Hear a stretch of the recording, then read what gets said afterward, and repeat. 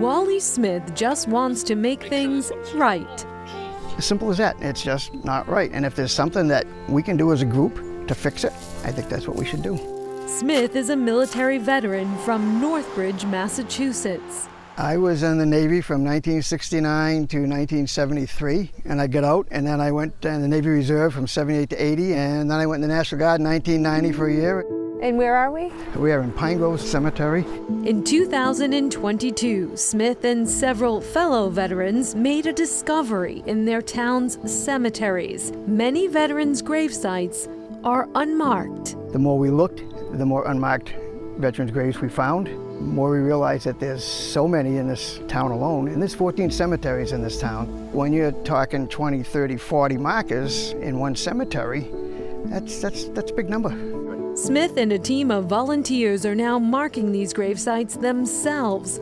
Some sites date back to the Civil War. Most of this work is funded by donations. We have to date done 32 total. From World War II forward, if anybody has a family member in an unmarked grave, they're able to get a government stone free of cost through the Veterans Administration. So hopefully when we get to that point, when we get to the World War II people, it'll be easier and less costly to get these done. Smith's granddaughter, Sophie Robertson, started helping out 12 years ago at the age of 6. For me, it means that I get to help my grandfather, his friends, everyone that served, and be able to do something to give back to them what they've given to me.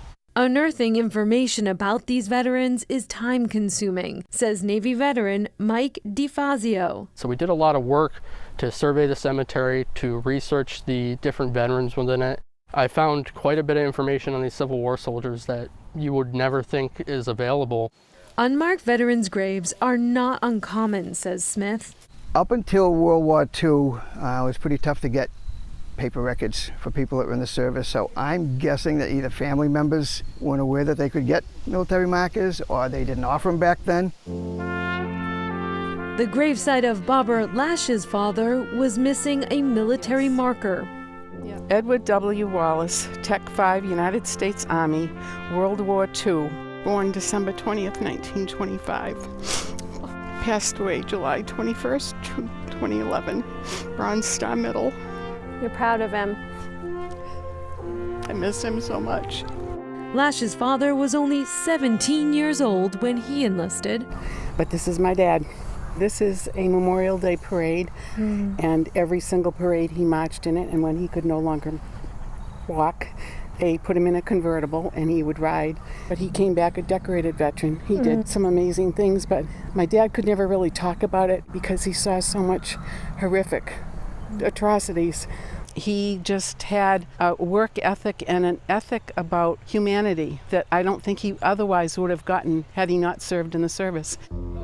Lash says the work of Wally Smith and his team is not only a touching tribute, but a way to pay formal, final respects.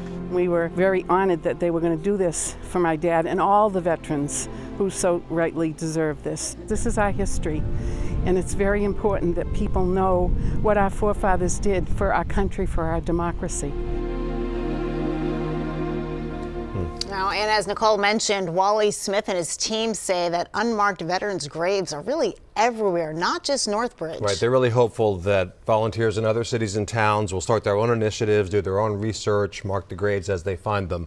And then they hope that expands across the state, obviously, and perhaps even beyond that to other states. Right. Still ahead, answering the call to dance.